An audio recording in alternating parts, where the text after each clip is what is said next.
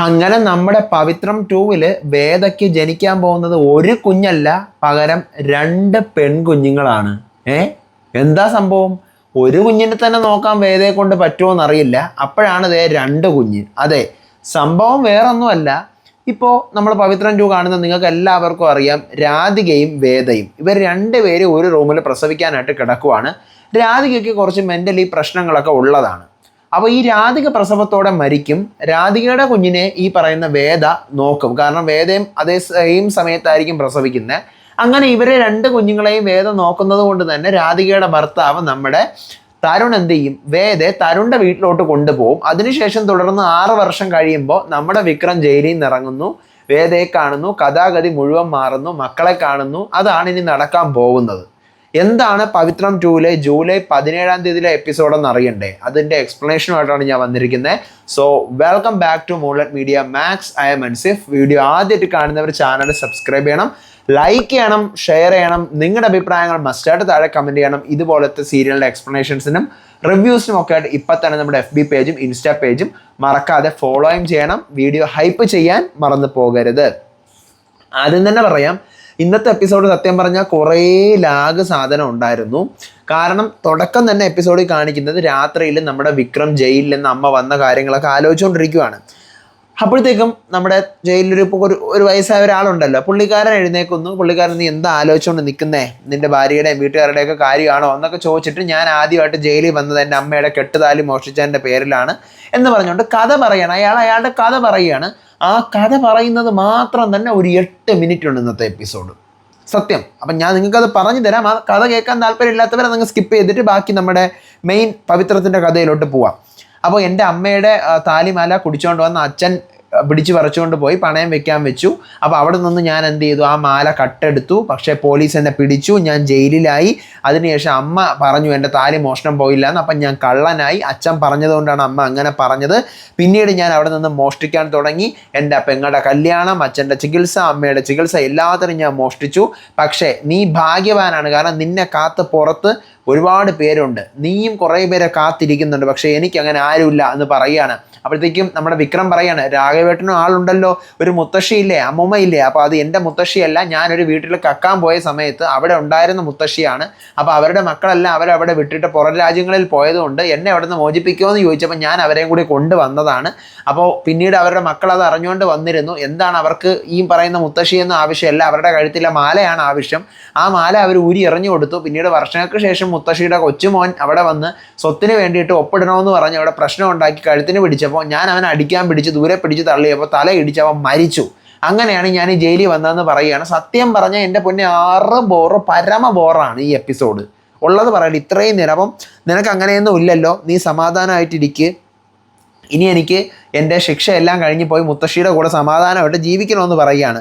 മാത്രമല്ല വേദയുടെ കാര്യം നീ പറയുന്നത് പോലെ തന്നെ വേദ മറഞ്ഞിരിക്കുന്നുണ്ടെങ്കിൽ അതിനെന്തോ ഒരു കാരണമുണ്ട്. ശ്രീകാന്തോ അല്ലെങ്കിൽ ശ്രീകാന്തിൻ്റെ പിന്നാലെയുള്ള ഗുണ്ടകളോ ഒന്നുമല്ല, വേറെ എന്തോ ഒരു കാരണമുണ്ട് എന്നിങ്ങനെ പറയുവാണ് ആര്? നമ്മുടെ രാഘവേട്ടൻ ജയിലിലെ. പിന്നീട് കാണിക്കുന്നത് നമ്മുടെ ഹോസ്പിറ്റലിലെ കാര്യമാണ്. വേദയും രാധികയും റൂമിൽ നിൽക്കുന്നു. രാധിക എഴുന്നേറ്റൊക്കെ ഇരിക്കുന്നുണ്ട്. രാധികയ്ക്ക് ഫുഡ് കൊടുക്കുകയാണ് അമ്മായി. അപ്പോഴത്തേക്കും ഡോക്ടർ അങ്ങോട്ട് വരുന്നു. ഓക്കെ അല്ലേ രാധിക എന്നൊക്കെ ചോദിക്കുകയാണ്. അതെ, ഞാൻ ഓക്കെയാണ്, വേറെ കുഴപ്പമൊന്നുമില്ല എന്ന് പറയുകയാണ്. അപ്പോഴത്തേക്കും വേദ പറയുകയാണ്, ഡോക്ടർ ഇന്നലെ എൻ്റെ അടുത്ത് സംസാരിക്കുകയൊക്കെ ചെയ്തിട്ടുണ്ടായിരുന്നു, ഇന്ന് രാവിലെ കുറേ പേര് ഉപദ്രവിക്കാൻ വരുന്നു എന്നൊക്കെ എൻ്റെ അടുത്ത് പറഞ്ഞിട്ടുണ്ടായിരുന്നു എന്ന് പറയുകയാണ്.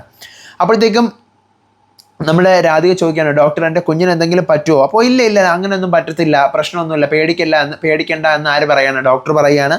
തരുൺ എവിടെയെന്ന് ചോദിക്കുന്നു ഡോക്ടർ. അപ്പം ഇപ്പോൾ വരും എന്ന് പറയുകയാണ് നമ്മുടെ അമ്മായി.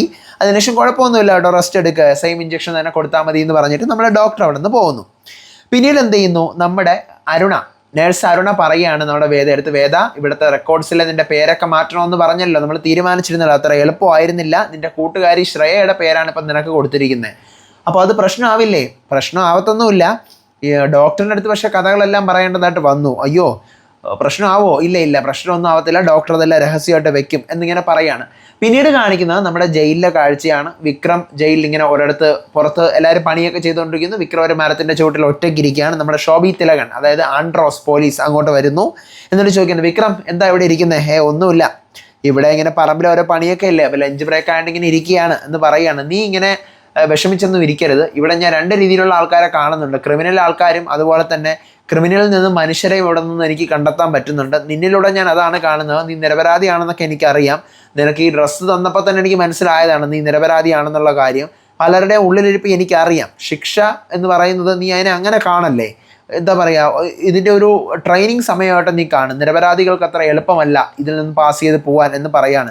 ഏത് ഘട്ടവും അത് ഓരോന്നും ഓരോ സാധ്യതയാണ് എന്നിങ്ങനെ പറഞ്ഞിട്ട് കുറേ മോട്ടിവേറ്റ് ചെയ്തിട്ട് നമ്മുടെ പോലീസ് അവിടെ നിന്ന് പോവാണ്. പിന്നീട് കാണിക്കുന്നത് നമ്മുടെ വേദ എന്ത് ചെയ്യാണ്, ഫോട്ടോയിൽ ആരുടെയോ ഫോട്ടോ, നമ്മുടെ വിക്രത്തിൻ്റെ ഫോട്ടോ ആയിരിക്കും നോക്കിക്കൊണ്ടിരിക്കുകയാണ്. അപ്പോഴത്തേക്കും നമ്മുടെ രാധികയുടെ അമ്മായി പറയണം, മോളെ ഞാനൊന്ന് പുറത്തോട്ട് പോയിട്ട് വരാം, ഒന്ന് നോക്കിക്കോണേ എന്ന് പറയണം. ആ അമ്മയെ ഞാൻ നോക്കാം എന്ന് പറയുമ്പോൾ തന്നെ തരുൺ അങ്ങോട്ട് വരുന്നു. വേണ്ട മോളെ, തരുൺ വന്നു. ശരി അമ്മേ എന്ന് പറയാണ്. അങ്ങനെ നമ്മുടെ രാധികയുടെ അമ്മായി അവിടെ നിന്ന് പോകുമ്പോൾ തന്നെ ഉടനെ വരുന്നു നമ്മുടെ തരുണിനെ കണ്ട് രാധിക എഴുന്നേക്കുന്നു. രണ്ടുപേരോട് സംസാരിക്കുകയാണ്. സോറി രാധിക, നിൻ്റെ അവസ്ഥയിൽ എനിക്ക് അടുത്തിരിക്കാൻ പറ്റിയില്ല എന്ന് പറയാതെ പോയതിൽ സോറി എന്ന് പറയുകയാണ്.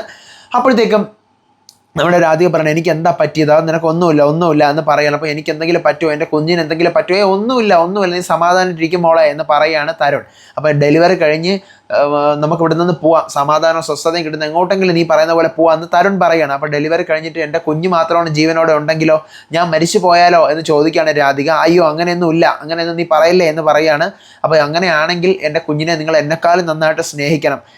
പിന്നെ ഞാൻ ഒഴികെ എല്ലാവരും എന്താ പറയുക, എന്നെ വിട്ടിട്ട് പോയ സമയത്ത് ഞാൻ അനാഥാലയത്തിലായിരുന്നപ്പോൾ എനിക്ക് പഴയ ട്രോമകളെല്ലാം ഉണ്ടായിരുന്നു. പിന്നെ നിങ്ങളെ കല്യാണം കഴിച്ചതിന് ശേഷമാണ് എല്ലാം മാറിയത്. പക്ഷേ വീണ്ടും ഇപ്പോൾ മരിച്ചവരൊക്കെ എൻ്റെ മുന്നിൽ വന്ന് നിൽക്കാൻ തുടങ്ങിയിരിക്കുക, എൻ്റെ അമ്മയും അച്ഛനൊക്കെ. എനിക്ക് ആകെ പേടിയാവുന്നു. ഞാൻ മരിച്ചു പോവുകയാണെങ്കിൽ ആ സന്തോഷവും സമാധാനവും കിട്ടുന്ന ഒരിടത്തോട്ട് എൻ്റെ മോളെ നിങ്ങൾ കൊണ്ടുപോകണം, അല്ലെങ്കിൽ എൻ്റെ കുഞ്ഞിനെ നിങ്ങൾ കൊണ്ടുപോകണം. ഞാൻ മരിച്ചു പോയാൽ കുഞ്ഞിന് സമാധാനം കിട്ടുന്ന സ്ഥലത്ത് കൊണ്ടുപോയി, രക്തത്തിൻ്റെ ഒരു കറ ഇല്ലാത്തിടത്ത് കൊണ്ടുപോയി നിങ്ങൾ വളർത്തണം എന്നെല്ലാം പറയുവാണ്. അപ്പോൾ ഇതെല്ലാം നമ്മുടെ വേദ എന്ത് ചെയ്യാണ്, തൊട്ടടുത്ത് കേട്ടോണ്ട് കിടക്കുവാണ്. കണ്ണിങ്ങനെ വേദയുടെ കണ്ണ് നിറയുന്നുണ്ട്. പിന്നീട് കാണിക്കുന്ന നമ്മുടെ വിക്രം ജയിലിൽ സ്വപ്നം കാണുവാണ്. വിക്രത്തിൻ്റെ അമ്മ എന്ത് ചെയ്യാണ്, വിക്രത്തിൻ്റെ അടുത്ത് ഇങ്ങനെ തൊടാനായിട്ട് ഇങ്ങനെ വരുന്നു. ഒരു രാത്രിയിൽ പെട്ടെന്ന് വിക്രത്തിൻ്റെ അമ്മ അങ്ങ് മാഞ്ഞു പോകുന്നു. അതായത് വിക്രത്തിൻ്റെ അമ്മ മരിച്ചു പോയി എന്നുള്ളൊരു സ്വപ്നം പോലെയാണ് വിക്രം കാണുന്നത്. അപ്പോൾ പെട്ടെന്ന് വിക്രം ഞെട്ടി എഴുന്നേക്കുവാണ്. അപ്പോൾ ഇനിയിപ്പം പുതിയ എപ്പിസോഡ് തിങ്കളാഴ്ചയെ വരത്തുള്ളൂ. പക്ഷേ ഇത്രയും എപ്പിസോഡ് കണ്ടതിൽ ഇന്നത്തെ എപ്പിസോഡിൽ നിന്ന് എനിക്ക് മനസ്സിലായ സാധനം, രാധികയെ റിപ്പീറ്റായിട്ട് രാധിക പറഞ്ഞുകൊണ്ടിരിക്കുന്നത് ഞാൻ പ്രസവത്തോടെ മരിക്കും എന്നാണ്. മെൻ്റലി ചെറിയ ഇഷ്യൂസ് കൊണ്ട്. സോ രാധിക മരിക്കും, ആ കുഞ്ഞ് വേദയുടെ കയ്യിൽ കിട്ടും. വിക്രത്തിൻ്റെ അമ്മയ്ക്കും ഓൾറെഡി എന്ത് ചെയ്യാണ്, നമ്മുടെ വയ്യാതെയൊക്കെ ഇരിക്കുവാണ്. പുള്ളിക്കാരിക്കും ഭയങ്കര മെൻ്റലി പ്രശ്നമായിട്ടൊക്കെ ഇരിക്കുവാണ് വിക്രത്തിനെ കാണാത്തതുകൊണ്ട്. അപ്പോൾ പുള്ളിക്കാരിയും മിക്കവാറും ഒരു 6 വർഷത്തെ ലീപ്പ് കഴിയുമ്പോഴത്തേക്കും മരിക്കാനായിട്ടുള്ള സാധ്യതയുണ്ട്. നമുക്ക് കണ്ടു തന്നെ അറിയാം. അടുത്ത ആഴ്ചത്തെ എപ്പിസോഡ് വരട്ടെ, അതിൻ്റെ റിവ്യൂവും എക്സ്പ്ലനേഷൻസും ഒക്കെ ആയിട്ട് ഞാൻ വരുന്നതായിരിക്കും. ഞാൻ സ്ഥലത്തില്ല, അതാണ് മറ്റൊരു ബാക്ക്ഗ്രൗണ്ടിൽ വീഡിയോ ചെയ്യുന്നത്. അപ്പോൾ അടുത്ത വീഡിയോ ആയിട്ട് വരാം. നിങ്ങളുടെ ഒപ്പീനിയൻസ് മസ്റ്റായിട്ട് താഴെ കമൻറ്റ് ചെയ്യുക, ചാനൽ സബ്സ്ക്രൈബ് ചെയ്യുക, ലൈക്ക് ചെയ്യുക, ഷെയർ ചെയ്യുക. അടുത്ത വീഡിയോ ആയിട്ട് വരാം, വിശേഷമായിട്ട് വരാം, അടുത്ത എപ്പിസോഡ് റിവ്യൂ ആയിട്ട് വരുന്നവരേവർക്കും ബൈ.